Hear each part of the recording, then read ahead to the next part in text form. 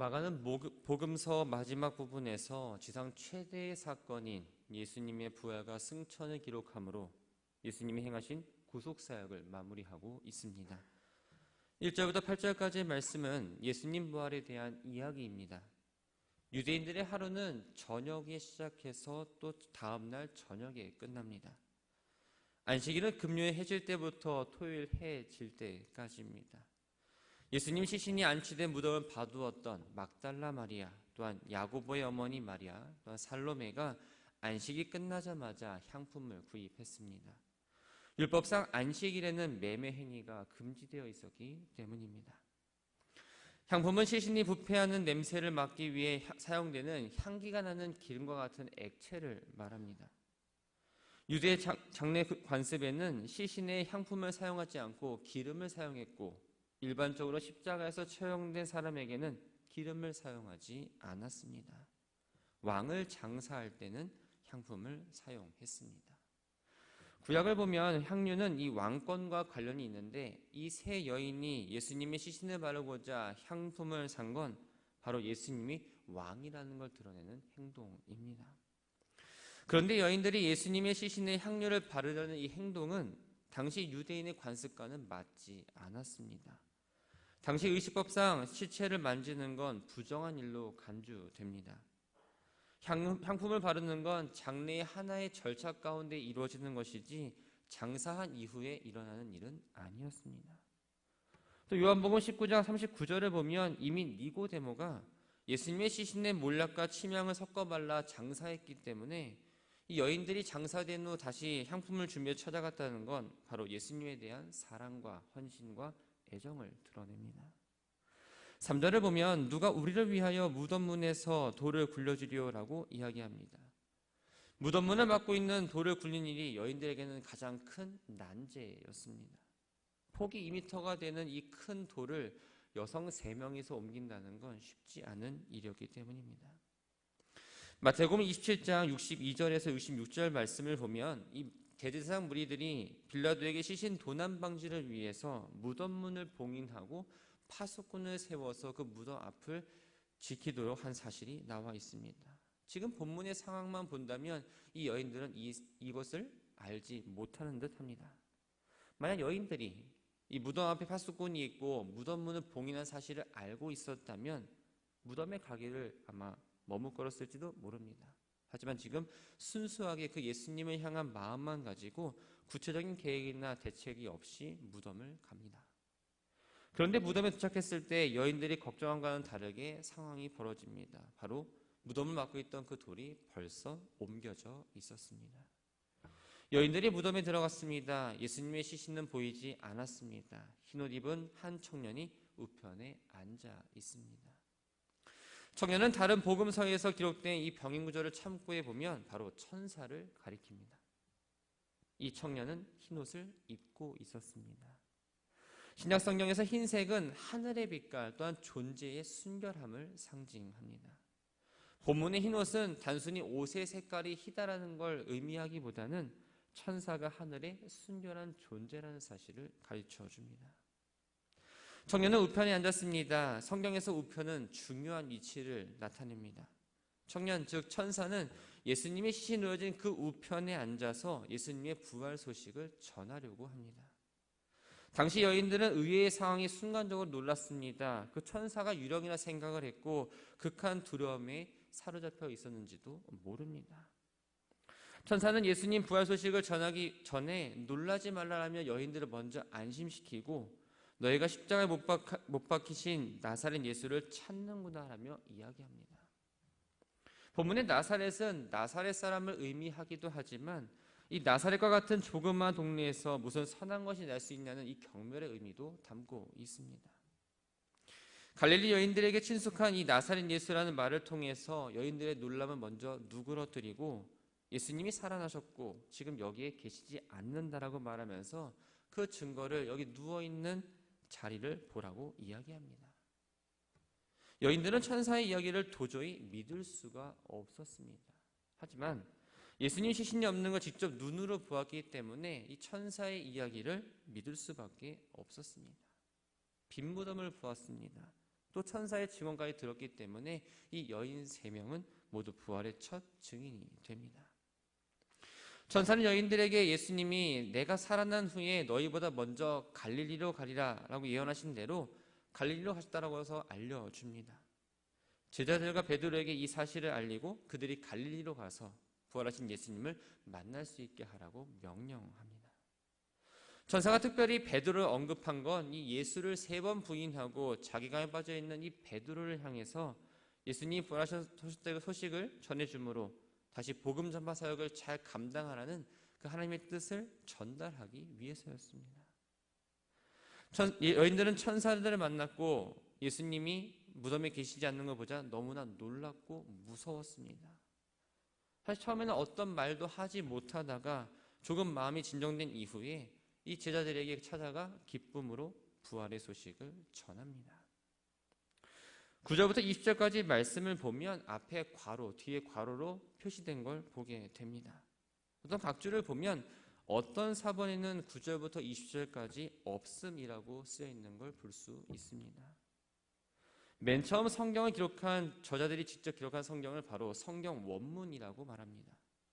그 원문을 보고 베낀 걸 사본이라 하고 원본을 다른 언어로 번역한 걸 번역본이라고 합니다.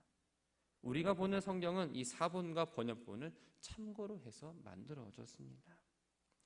괄호 안에 표시된 부분은 이 신약 성경에서 가장 오래되고 권위 있는 사본이라 말하는 그 신의 사본과 바티칸 사본에는 이 부분이 기록되어 있지 않습니다. 어떤 사본이 원문에 가까운 것을 결정하거나 먼저 쓴 사본을 구별할 때 되게 짧은 쪽을 선택합니다. 그 이유는 뒤로 갈수록 덧붙여지는 경향이 있기 때문입니다. 많은 사본이 이 9절에서 20절까지 내용이 생략된 부분이 많기 때문에 학자들은 그것이 원문에 가깝다고 인정하고 이 9절부터 20절까지의 말씀을 연장된 부분 또 혹은 추가된 부분이라고 생각을 합니다. 9절부터 14절까지의 말씀은 부활하신 예수님이 나타난 사건을 기록하고 있습니다. 예수님이 부활하신 후에 가장 먼저 막달라 마리아에게 나타나셨습니다. 이 막달라는 갈릴리 해변 서쪽에 있는 작은 마을입니다. 갈릴리 사역의 중심지인 가버나움에서 남서쪽으로 약 5km 떨어진 지역입니다. 막달라 마리아는 7 귀신이 들려 극심한 고통에 시달리다가 예수님 만나 치유를 받고 그 이후에 예수님을 아주 헌신적으로 섬기며 봉사했던 여인으로서 사복음서 모두에 기록되어 있습니다. 예수님께서 막달라 마리아에게 가장 먼저 나타나신 이유는 이 자신을 향한 마리아의 사랑을 알았기 때문입니다.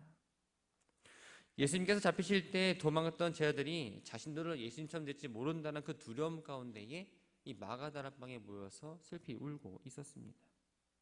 이들이 눈물을 흘린 건 자기들이 함께한 예수님이 돌아가셨기 때문도 있지만 자신을 그렇게 사랑해 주시던 그 예수님을 마치 헌신작 버리듯 버려버리고 자신의 목숨만을 유지하기 위해서 도망쳤던 사실이 너무나 미안했고 부끄러웠기 때문입니다. 예수님은 살아계실 때 제자들에게 자신이 죽은 지 사흘 만에 살아날 거다라고 여러 번 말씀하셨습니다. 하지만 제자들은 그 말씀을 이해하지 못합니다. 예수님 부활을 직접 목격한 마리아가 부활의 소식을 전했지만 그럼에도 불구하고 말을 믿지 못했습니다. 막달라 마리아에게 나타나셨던 예수님은 시골로 내려가고 있는 2 제자에게 나타나십니다. 이 사건은 누가복음 24장 13절에서 32절 말씀에 잘 기록되어 있습니다. 본문의 시골은 바로 엠마오를 가리키고 2 사람 중 하나는 글로바를 말합니다. 예수님은 막달라 마리아에게 동산지기의 모습으로 이 2 제자에게는 아주 평범한 나그네 모습으로 나타나셨습니다. 예수님이 못 박혀 유명하시던 그 모습과 다른 모습으로 나타나셨기 때문에 2 제자는 예수님을 알아보지 못합니다. 누가는 그들의 눈이 가려졌기 때문에 예수를 알아보지 못했다라고 표현하고 있습니다. 부활하신 예수님께서 엠마오로 가는 2 제자를 찾아가신 이유는 무엇이었을까요? 2 사람이 엠마오로 가고자 하는 결심과 깊은 관련이 있습니다. 이 2 사람은 예수님이 죽음이 가지는 의미를 제대로 알지 못했기 때문에 실망하고 자신들의 고향인 엠마오로 돌아갑니다. 누가복음 24장 20절 21절 말씀을 보면 이 글로바라는 제자가 이렇게 말합니다. 우리 대제사장들과 관리들이 사형 판결에 넘겨주어 십자가에 못 박혔느니라. 우리는 이 사람이 이스라엘을 성령할 자라고 바랐노라. 이뿐 아니라 이 일이 일어난 지 사흘째라. 이 글로버가 한 말을 좀 자세히 살펴보면 예수님의 죽음에 대해서 충격을 받았고 절망감이 잘 나타나 있습니다.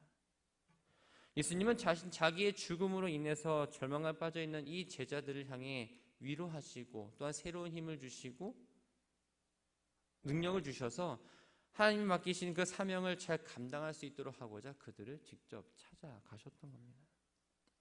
본문에는 기록되지 않았지만 이 누가복음 24장 30절과 31절 말씀을 보면 두 제자가 예수님과 함께 식사를 할 때에 예수님이 떡을 떼어서 축사하시고 난 이후에 눈이 밝아져서 예수님을 알아보았다고 기록하고 있습니다. 알아본 두 제자는 서둘러서 예루살렘으로 돌아가 11제자에게 예수님 부활하셨다는 소식을 전했습니다. 하지만 제자들은 믿지 않았습니다. 부활 소식을 들은 제자들은 아마도 이 막달라 마리아나 엠마오에 간 두 제자가 예수님을 너무나 간절히 사모한 나머지 헛것을 보았거나 정신이 좀 이상해졌다라고 생각할 수 있습니다. 제자들은 분명히 고난에 대해서 듣고 부활에 대해서 들었지만 계속해서 불신앙적인 태도를 보이며 나아갑니다. 마가가 제자들조차 부활을 믿지 못하는 이 불신앙적인 모습을 그대로 기록해서 전해주는 이유는 당시 초대교회 내부에 만연해 있던 이 부활에 대한 불신을 깨트리려는 의도 때문이었습니다. 예수님의 부활을 제자들도 믿지 못했으니 당시 그 공동체 안에서 예수님의 부활에 대해서 믿지 못하는 사람들이 있는 건 당연합니다. 그러나 나중에 제자들이 예수님의 부활을 믿고 복음을 전파했던 것처럼 부활을 믿지 못한 자들도 자신들의 그 불신을 깨버리고 예수님이 부활하신 사실을 믿어야 한다는 걸 강조하기 위해서 이 부분을 수록했습니다. 제자들이 증인들의 증언에도 불구하고 예수님의 부활을 믿지 않자 이제는 예수님께서 직접 제자들 앞에 나타나십니다. 14절을 보면 예수님은 11제자가 음식을 먹을 때 나타나셔서 제자들에게 믿음 없는 것과 마음이 완악하다라고 꾸짖으십니다. 이 마음이 완악하다는 건 확실한 증거를 거절하는 굳은 마음을 말합니다. 즉 제자들의 마음은 다른 걸 받아들일 수 없을 정도로 아주 단단하게 지금 굳어져 있는 상태인 거죠. 제자들은 오랜 시간 동안 예수님과 함께 지냈습니다. 예수님의 가르침을 들었고 예수님이 행하셨던 그 이적을 직접 보고 경험했던 사람들입니다. 누구보다 예수님을 잘 알고 있었지만 그 어떤 것도 예수님의 부활을 믿는 데는 전혀 도움이 되지 않았습니다. 다른 사람은 몰라도 제자들만큼은 예수님의 부활을 믿었어야 합니다. 오히려 제자라는 사람들이 듣고도 믿지 못했기 때문에 예수님은 그들을 책망하실 수밖에 없었고 직접 보여주심으로 제자들이 부활을 믿게 하셨습니다. 당시 제자들만의 문제일까요? 오늘을 살아가는 우리들의 문제이기도 합니다. 주님께서 말씀하신 모든 걸 믿으십니까? 라는 질문에 여러분들은 어떻게 대답하시겠습니까? 한치의 고민 없이 네 그렇습니다라고 말씀하실 분이 많지 않을 수 있습니다. 그렇기 때문에 믿음의 길을 걸어온 우리는 날마다 말씀 앞에 서고 기도하면서 나에게 믿음이 있는지 없는지를 늘 점검하며 나아가야 합니다. 그리고 예수님이 도마에게 말씀하신 것처럼 믿음 없는 자가 되지 말고 믿는 자가 되어야 합니다. 15절부터 20절까지의 말씀은 예수님이 하신 지상명령과 승천하신 내용을 담고 있습니다. 이 마가복음은 복음을 믿으라라고 시작을 해서 복음을 전파하는 사람들에 대한 약속으로 끝을 맺습니다. 예수님은 부활을 믿지 않았던 제자들을 꾸짖으신 후에 그들에게 온 천하를 다니면서 만민에게 복음을 전파하라는 사명을 주십니다. 예수님께서 갈릴리와 예루살렘에서 복음을 전하실 때 듣는 사람이 믿는 자, 믿지 않는 자로 구분되었던 것처럼 제자들이 복음을 전할 때에도 분명 그렇게 나뉘어지고 또 믿는 사람은 세례를 받고 구원을 얻게 되지만 믿지 않는 사람은 정죄를 받을 거다라고 말씀하십니다. 제자들 입장에서는 자신들도 예수님의 부활 소식을 귀로 들었을 때 믿지 못했는데 자신이 전하는 그 복음을 듣고 사람들이 예수님 믿는 건 쉬운 일이 아니라고 생각을 했습니다. 그래서 예수님은 믿는 자들에게 이 권능의 표적이 나타날 거라 약속하십니다. 이 표적은 복음을 효과적으로 나타나는 전파하는 도구일 뿐만 아니라 하나님을 믿고 그 복음을 전하는 사람들에게 임하는 하나님의 능력입니다. 귀신을 쫓아내고 새로운 방언을 말하고 뱀과 독에 해를 입지 않고 병든 사람을 고치고 하나님의 권세가 그들에게 주어졌습니다. 예수님은 부활하시고 40일 동안 세상에 머무시면서 제자들에게 말씀으로 가르치시고 나서 다시 하늘로 올라가 하나님 우편에 앉으셨습니다. 예수님의 부활과 승천을 목격한 제자들은 자기들의 불신앙을 완전하게 씻어버렸고 주님의 말씀을 담대하게 전하게 되었습니다.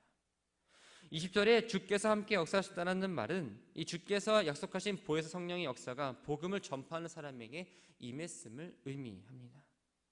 성령님의 도우심은 복음을 전파하는 사람이 행하는 이 여러 가지 표적을 통해서 확인되었습니다. 이러한 표적은 복음을 전하는 사람뿐만 아니라 그 복음을 접하는 사람들에게도 주어졌고 확신을 얻게 되었습니다. 예수님이 승천하신 이후 제자들에 향한 그 사역은 대단히 성공적입니다. 사도행전의 기록에서 볼 수 있듯이 제자들로 인해서 놀라운 신앙의 부흥이 일어났습니다. 이러한 결과를 얻을 수 있었던 건 제자 한 사람 한 사람의 능력과 탁월한 리더십이 아니라 그들을 통해서 일하셨던 하나님의 역사하심 때문이었습니다. 복음이 전파되는 곳에는 사람의 능력이 아니라 하나님의 능력과 역사가 일어납니다. 주신 말씀을 정리합니다. 예수님께서 살아계실 때 자기의 고난과 죽음 또한 부활을 거듭 말씀해 주셨습니다. 약속하신 대로 예수님은 죽으시고 장사된 지 사흘 만에 부활하십니다. 성도는 어떤 사람일까요? 바로 예수님이 부활하셨다는 그 사실과 하나님의 약속을 믿는 사람입니다. 신앙생활은 이 부활에 대한 확신과 하나님의 약속이 이루어질 것을 확신에 차서 그 길을 걸어가야 합니다.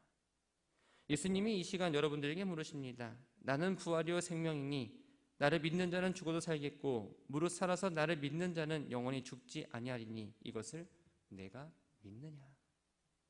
이 질문을 우리가 받았을 때 우리는 주저없이 아멘으로 화답하며 나아가야 합니다. 복음을 전하기 어려운 시대를 살아가고 있습니다. 그러나 이 제자들이 복음을 전했던 시대보다는 목숨의 위험은 덜합니다. 그 당시에는 목숨을 내놓을 정도로 그 복음을 절실하게 또한 전도해야 했습니다. 복음을 전할 때 내가 가진 능력으로 하는 게 아닙니다. 하나님의 말씀과 성령님이 나와 함께 하신다는 그 사실을 의지하며 입술로는 복음을 전하고 우리들의 삶으로 증거가 되어야 합니다.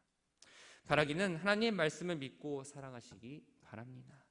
하나님의 말씀을 믿으면 순종할 수 있고 하나님의 뜻에 따라가서 살아갈 수 있습니다.